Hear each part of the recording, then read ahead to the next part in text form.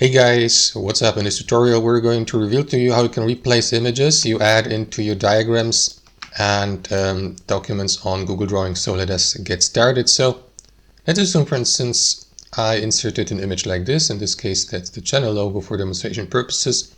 So instead of inserting a new image from that menu here at the top in Google Drawings, what you want to do is either right-click into the image and choose Replace Image here and then choose one of these sources, for example, uploaded from your device, or you make left-click into your image to choose it and then navigate to Reset Image. Sorry, not Reset here, but Replace next to it.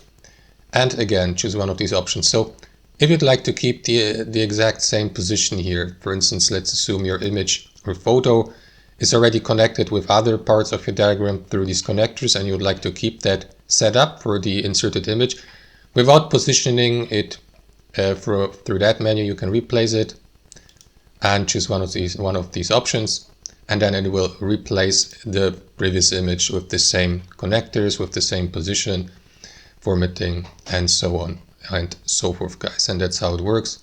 Thanks for watching and have a wonderful day.